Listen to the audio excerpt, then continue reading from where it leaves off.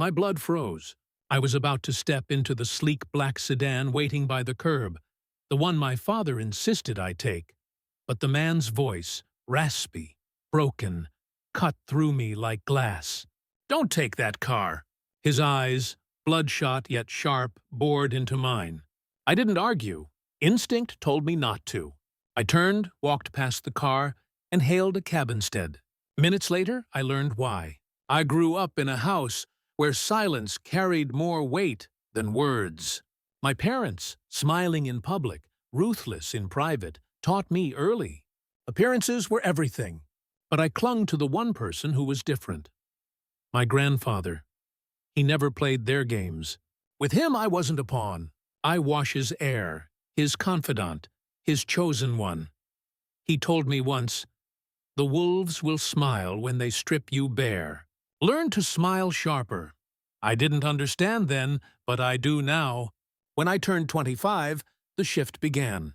My father's gaze lingered too long on my accounts.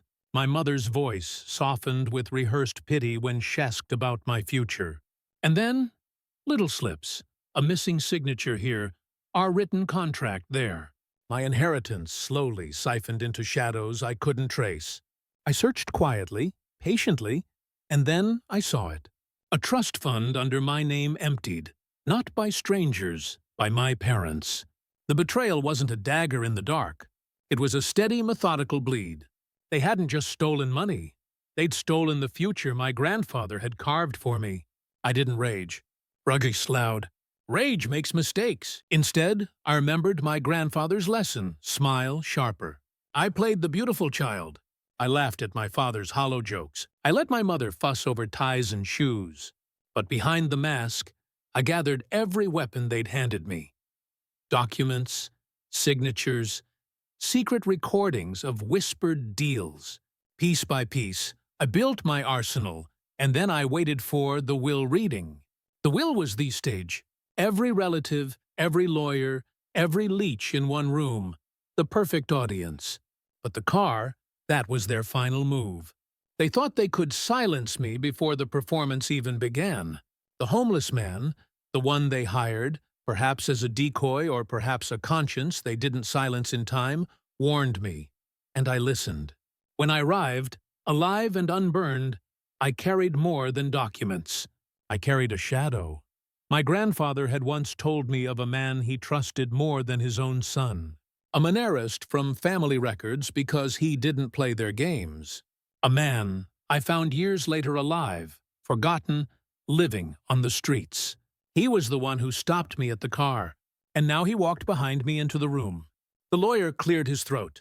"We will begin." My parents sat polished and composed until they saw him. Their faces drained of color. My mother clutched the table. My father's jaw slackened because behind me stood the man they had betrayed decades ago. The brother my grandfather had never truly disowned. The man who held the original will. I placed the folder on the table, my voice calm. "Before we proceed, there are corrections." The room stiffened. Gasps circled like vultures. One by one, I laid out their sins. Thessophoned funds, the forged contracts, the recordings, and finally, the will they never knew existed, naming me sole heir with my grandfather's arranged brother as executive.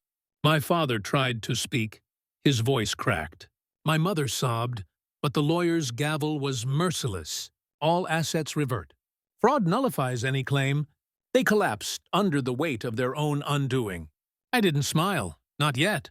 As the meeting dissolved into whispers, I stood. Theman behind me placed a hand on my shoulder. It was steady, grounding. Justice wasn't loud.